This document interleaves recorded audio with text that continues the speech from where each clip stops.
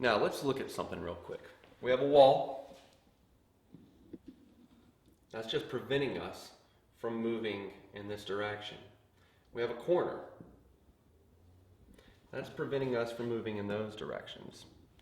Now, the wall, we can move wherever we want.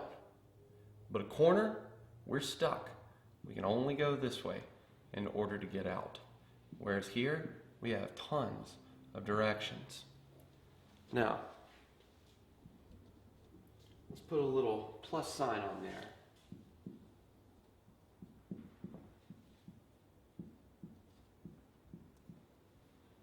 Confined space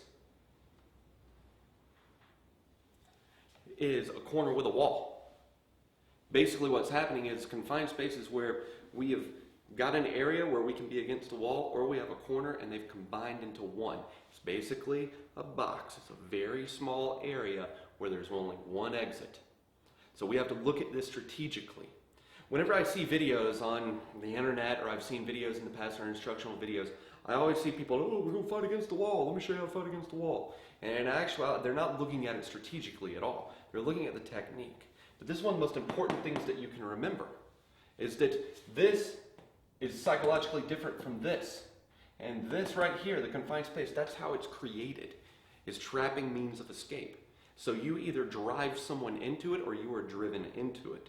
So being able to identify what you're getting into is how you're going to react to the situation in a confined space.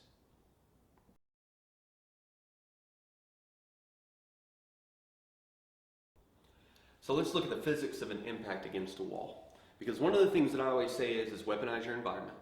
Whatever's around you, utilize it. An entire city can be your weapon if you look at it properly. Anything that you can get. So the wall is your friend, or it is your enemy, depending on how you're looking at it.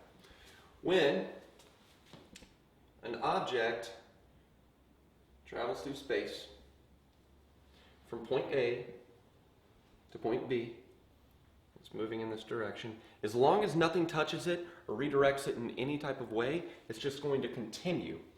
And it's just going to continue on its trajectory until it starts to lose velocity, and it's going to stop. So if you look at a strike and what's happening with a strike, when the strike is thrown, eventually it peaks. It gets up to the apex of its trajectory up here, and then it comes down and it contacts, or it misses. Either way, as we talk about in combative striking, all of the muscles that are attached to this are going to prevent it from continuing going. They're going to restrict it and they're going to bring it back. So part of weaponizing your movement is recognizing the most efficient way to throw a strike without a long recovery time. So when we're moving and we're striking, it's just moving in this direction and it's going. If it contacts, as we know through physics, that when force 1 contacts an object, it's going to move it. And I'm left-handed, folks, so I'm sorry, I'm one of those weird ones. Also means I'm a genius. So when the force contacts that, it's going to move from point A to point B if there's nothing that impedes it. But here's the problem that we have. Because the force translates through the object and moves it. Here's the problem that we have when it comes to a wall, and why a wall can be your friend or not your friend. Force contacts wall.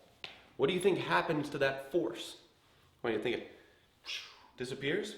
Now we know through the parallelogram of forces that we discuss in the lever as well as combative striking, that whenever we have a segmented area, like a joint, that is struck, and it contacts it, and the object gives way, it creates 3 separate forces. It just simply gives. In this situation, the force bounces back. It ricochets off and comes back. So what I'm going to do is I'm going to bring in a training partner. I'm going to show you a couple of these things so that you know what we're talking about and why a wall becomes your friend in physics due to the way the impact works when it's force on an object. And what happens is it travels.